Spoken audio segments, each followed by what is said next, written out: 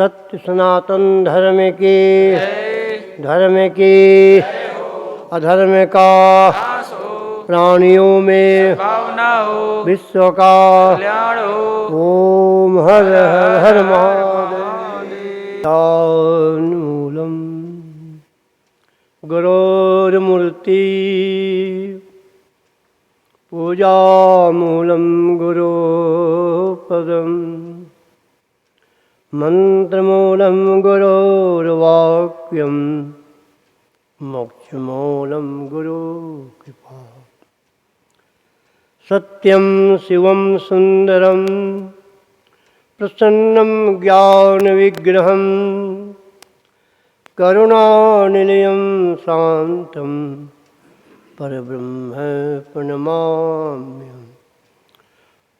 बोलो श्री शक्ति परमात्मा की, संपूर्ण जीवात्मा की भक्त और भगवान की जय। धर्म प्रेमी सज्जनों, आज से गीता ज्ञान यज्ञ प्रारंभ हो रहा है। प्रातः काल अद्वैत से शक्ति यज्ञ का शुरुआत जल यात्रा से शुरू हुआ। कल मंडप प्रवेश होगा, देव देवताओं की स्थापना की जाएगी और ये कार्यक्रम जो है 26 तक चलेगा। 26 तारीख को पूर्ण होती है, मार्गशीर्ष पूर्णिमा है। भगवान कहते हैं अर्जुन, मासानाम मार्गशीर्षोऽहम्, 12 महीनों में मैं अघन का महीना हूँ। इसको परम पवित्र माना गया है।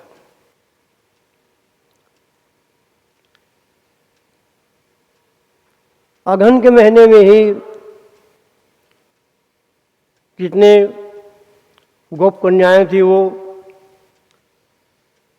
भगवान श्री कृष्ण को पति रूप में वर्ण करने के लिए कात्यायनी माँ का लगातार 30 दिन तक व्रत किया।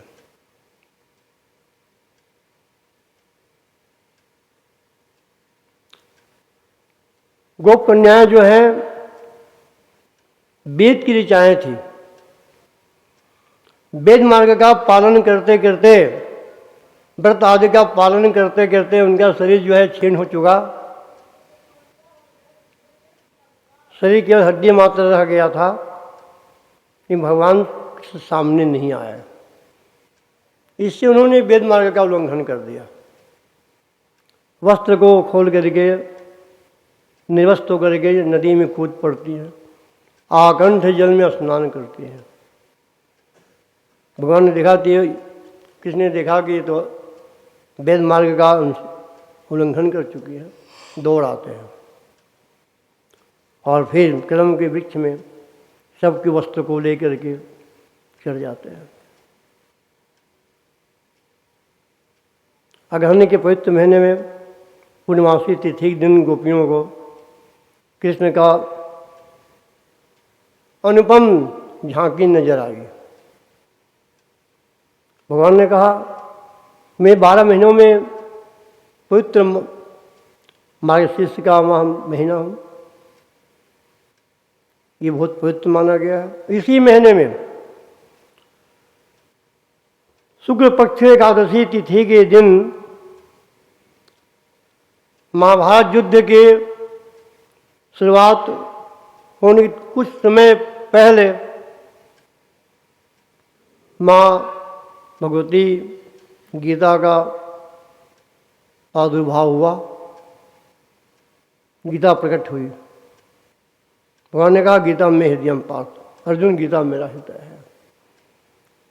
भगवान की अमृतमयी वाणी, ब्रह्म वाणी, पराविद्या कृष्ण के तन में गीता के रूप में, गीता ज्ञान के रूप में विराजमान करेगी।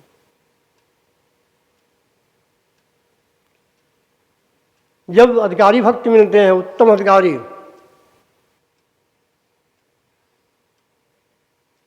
तो ये ब्रह्मवाणी, परावाणी सुनने को मिलती है। अर्जुन जैसे मेधावी शिष्य भी है अर्जुन, और भक्त भी है। उनका हृदय परम पवित्र है, गीता ज्ञान को सुनने के अधिकारी है वो। जिसके अंदर में अधिकार नहीं है उसको अच्छी चीज़ कहेंगे तो उसको ग्रहण नहीं कर पाता। अगर आपके मन में भूख प्यास नहीं है तो बहुत सुंदर भोजन देंगे तो आपको रुचि उत्पन्न नहीं होगी। आर्थ अधिकारी जहाँ पावहीं, जहाँ आर्थ अधिकारी मिलते हैं, भगवान को जानने के लिए, तत्व को समझने के लिए जिसके मन में बेचैनी है, छटपटाहट है, तीव्र पिपासा है, तो उससे वो चीज़ प्राप्त होती है।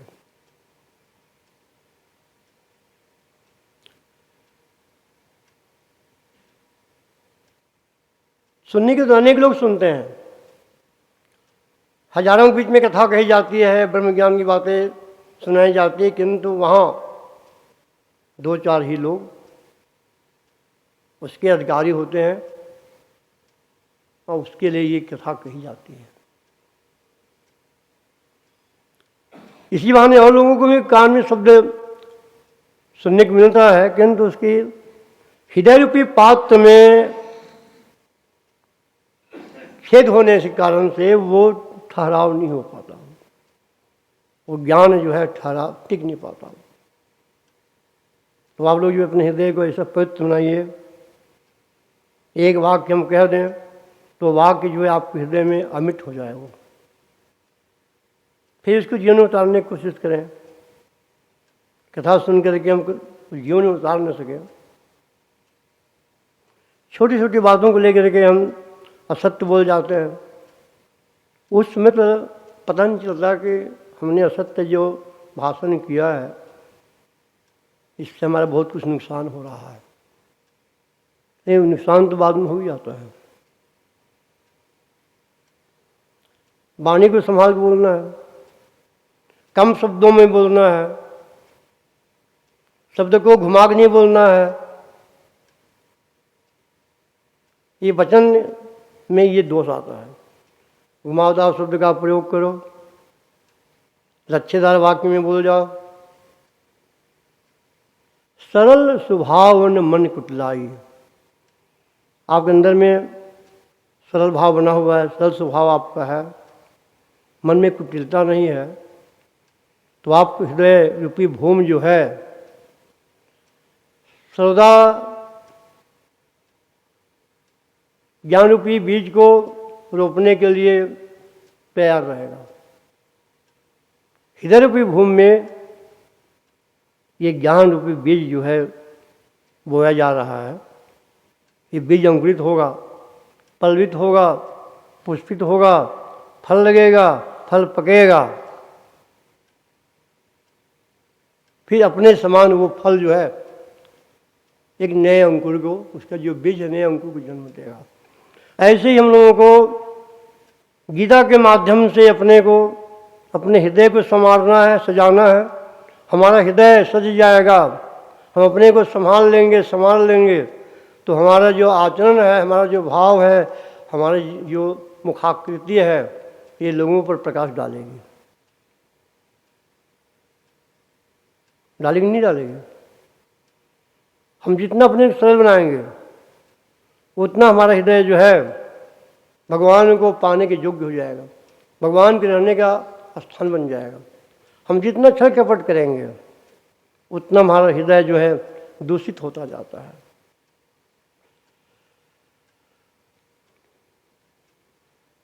महाभारत युद्ध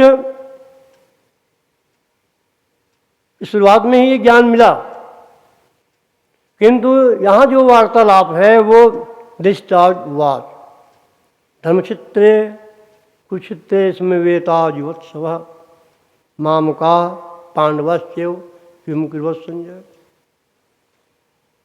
महाभारत युद्ध आज 10वां दिन है। आज सायंकाल सूर्यास्त के पहले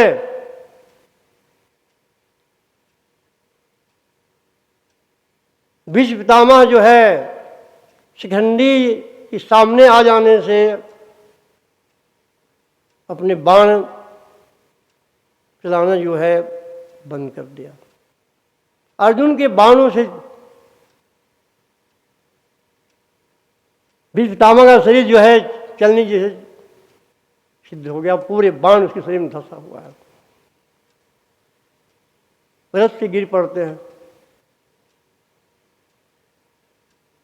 बाण के ही शयन में वो सैया में लेटे हुए हैं।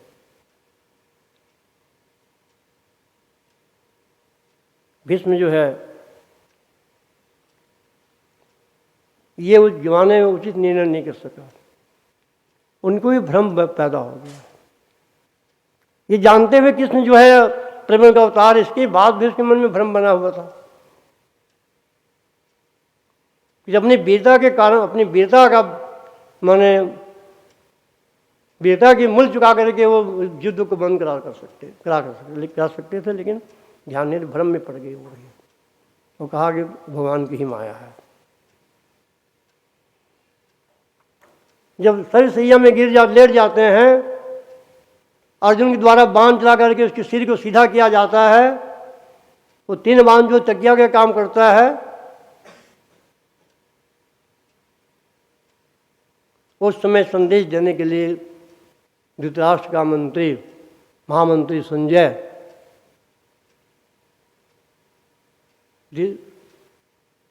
हस्तिनापुर पहुंचते हैं और धृतराष्ट्र को जाग प्रणाम करते हैं।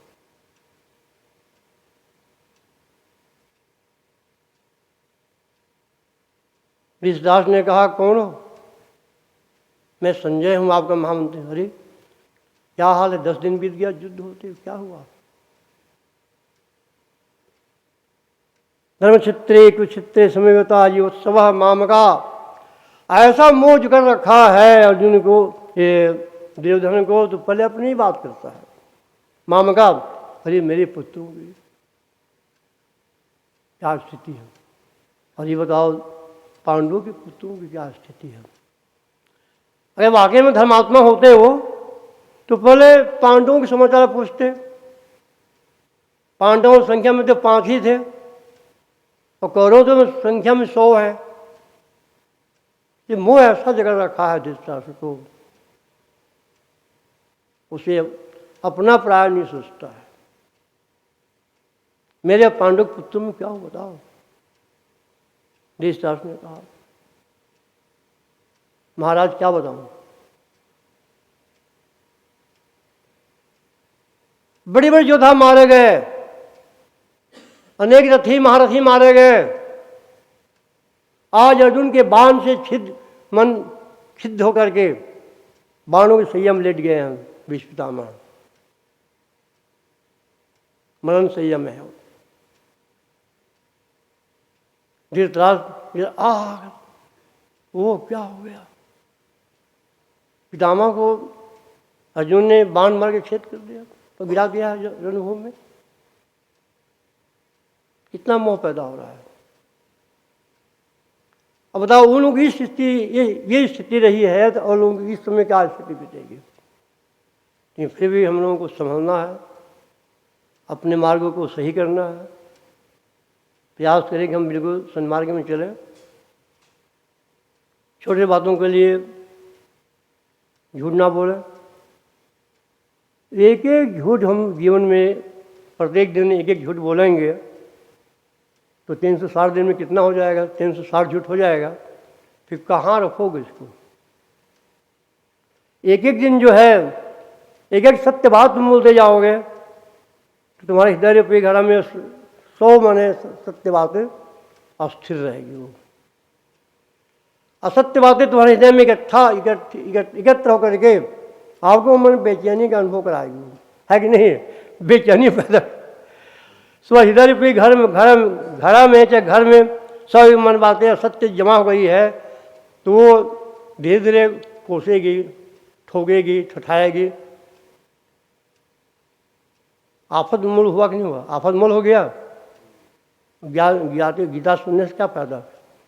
हम ये कोशिश करें कि हम ऐसी कोई ऐसी मुसीबत नहीं है जिसमें घिर गए हैं, जिसमें हम असत्य बोल करके हम फांसी के तख्ते से उबर जाएंगे।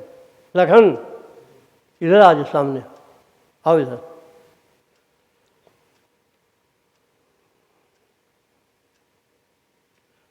गीता ये सिखा रही, गीता ये कहती है ऐसी कौन सी परिस्थिति आ गई है कि तुम पग पग में झूठ बोल जाते हो?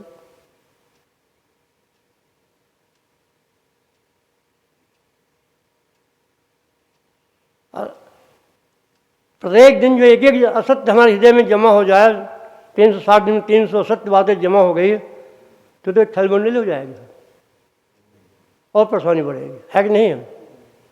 तो क्यों नहीं हम लोग एक एक दिन एक एक सत्य वाक्य बोल करके फिर उसको जीवन में उतारना पड़ेगा। सदा सत्य बोलने से तो काम नहीं चलेगा, उस जीवन में उतारना भी पड़ेगा। तो हमारे व्यवहार में आ जाएगा, हमारी वाणी अपने व्यवहार में आकर के हमें बड़ी बड़ी विपत्तियों से मुक्ति दिला देगी।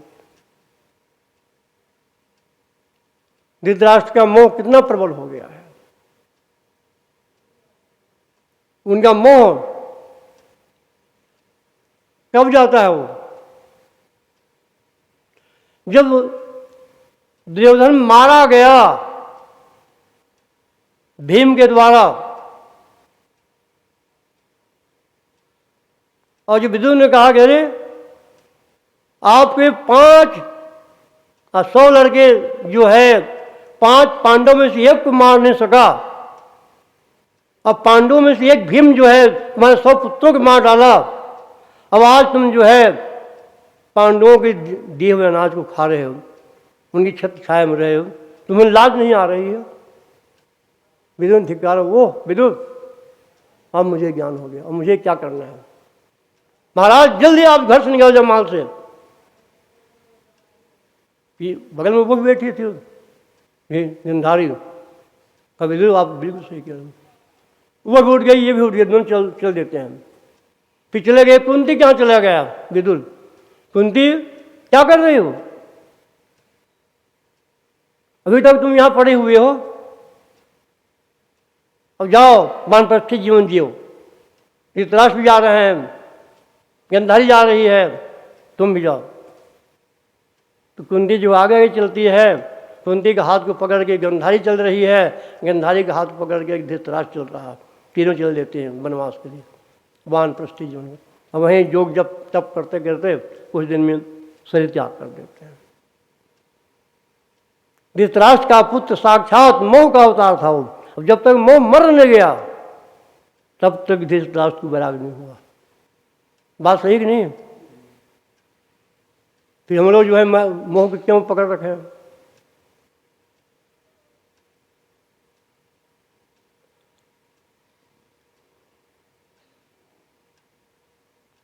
ये 10 दिन बीत, 10वां दिन की बात है। आज जब गिर गया 4 बजे सायंकाल भीष्म पितामह, तब वो समाचार देने के लिए देवधन ने संजय को भेजा है। संजय आग प्रणाम किया। धृतराष्ट्र ने पूछा, तब संजय ने कहा, महाराज देखिए, जब दोनों पक्ष की सेनाएं जो है कुरुक्षेत्र में इकट्ठी हो गई थी और सूरज उदय होने के समय ही युद्ध छिड़ने वाला था, उसी समय मैं तो थोड़ी दूरी पर था। महामना, जिसका मन बहुत बड़ा होता है, महामना अर्जुन,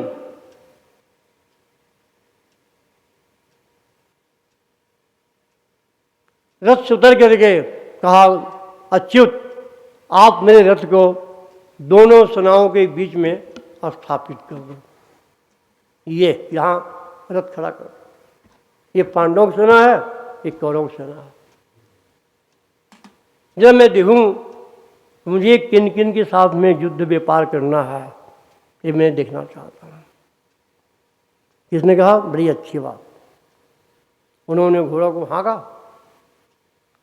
कुछ ही पल में अर्जुन के जो नंदीघोष रथ है वो दोनों सेनाओं के मध्य में पहुंच गया वो।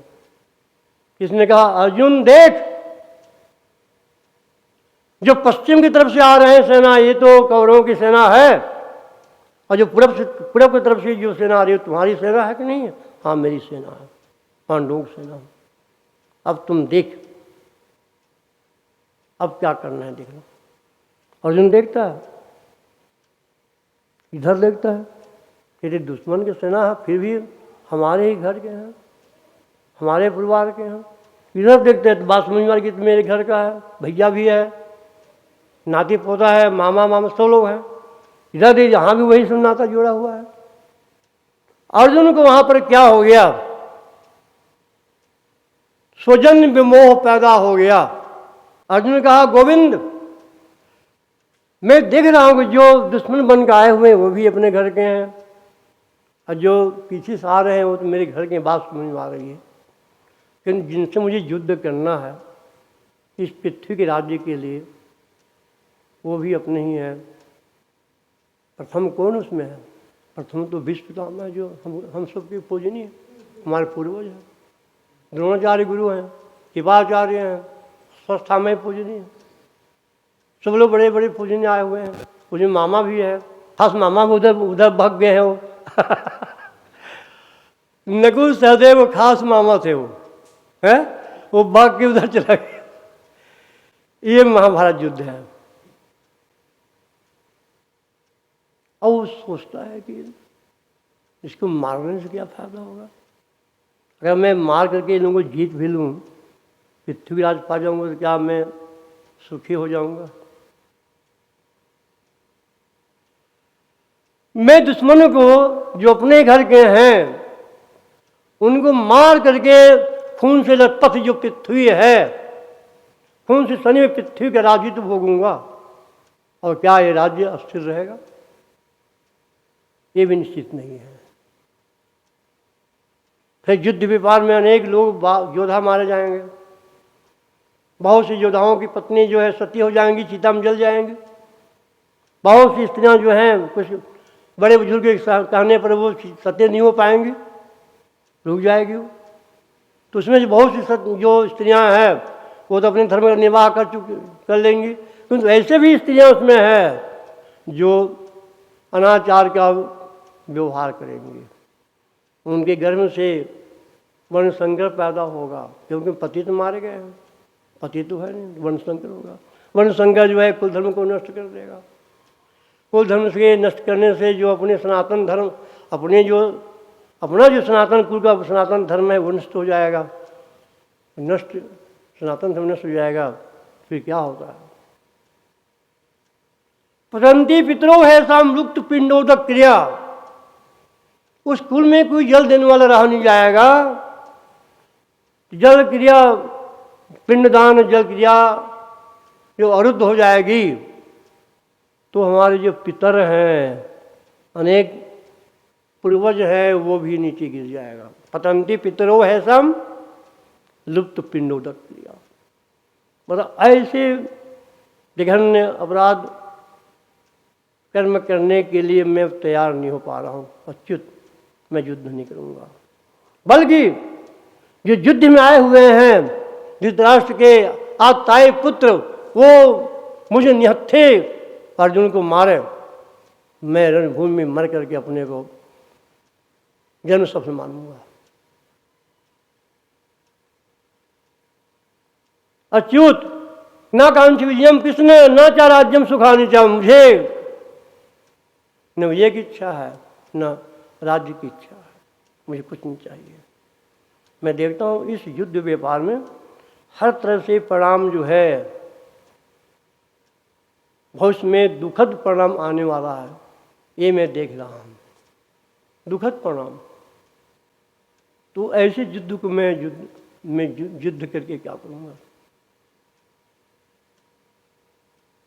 हाँ, ये तो जरूर बात होगी।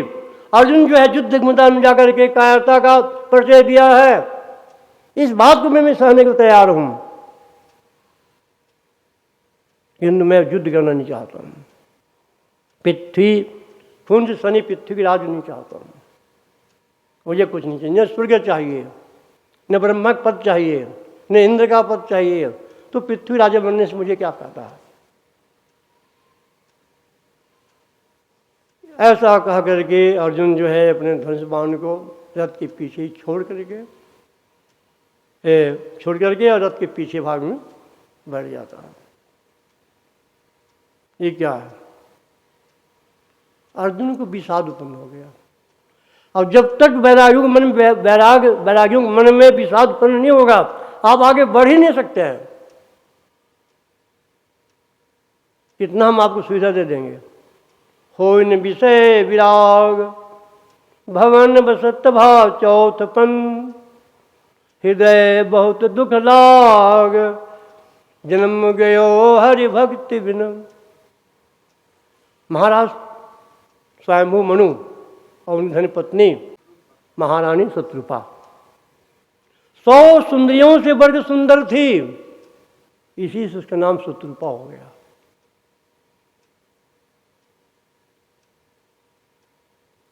स्वयंभू मनु जो है 71 बार सज्जुग को देखा आंखों से, 71 बार जो है त्रेता को देखा, 71 बार द्वापर को देखा, 71 बार कलयुग को देखा। इतना दिन तो राज करते रहे। अब उसके मन में विषाद उत्पन्न हो गया। वो इतनी लंबी आयु दाग में क्या पाया? मेरे मन में भगवान के प्रति कोई श्रद्धा उत्पन्न नहीं हो पाई, मैंने भगवान को अपने आंखों से देख नहीं पाया। इतनी लंबी आयु मेरे लिए किस काम की है? होइन विषय विराग भवन बसत भाव चौथपन, हृदय बहुत दुख लाग जन्म गयो हरि भक्त बिन। आप लोगों के मन में भी ऐसा विराग होना चाहिए, क्योंकि आप लोग जो है हर काम लगे, लेकिन भगवान को दिल में रख करके भगवान के स्मरण करते हुए समय से थोड़ा बहुत संध्या वंदन करते हुए आप अपने सारा काम को कीजिए। संध्या का त्याग मत कीजिए, जो आपको वेशभूषा है उसका त्याग मत कीजिए। त्रिभुवन लगाना है, समय से नहाना है, समय से जप करना है, तो ज़्यादा नहीं थोड़ा ही सही। अपने आंतरिक कर्म का त्याग नहीं करना चाहिए, अंतिम श्वास तक आपको करना पड़ेगा। बातें जो बुढ़े हो गए थे, फिर भी वो 5 आहुति अग्निकुंड में आहुति देते थे। विद्वानों ने कहा, स्वामी जी आप तो सन्यासी हैं और आपको बनाए हुए शंकराचार्य सब गद्दी में बैठे हुए हैं, और आप जो है सन्यासों करके आप हवन कर रहे हो। करवाते ने कहा, मेरी मजबूरी है, मैं क्या करूं? ब्राह्मण लोग जो जिन्हें उतार के फेंक दिए हैं, आंधिक कर्म बंद कर चुके हैं, न हवन कर पा रहे हैं रोज, न संध्या वंदन कर पा रहे हैं, न अग्नि को आहुति देते हैं, न भगवान भोग लगाते हैं। इस परंपरा को मुझे जीवित रखना है। जिस दिन शरीर त्याग किया है, 5 आहुति घी का आहुति दिया है, वो 1 घंटे बाद में प्राण निकला है उसको, कृपाते जी का। धर्म के कट्टर अनुयायी थे।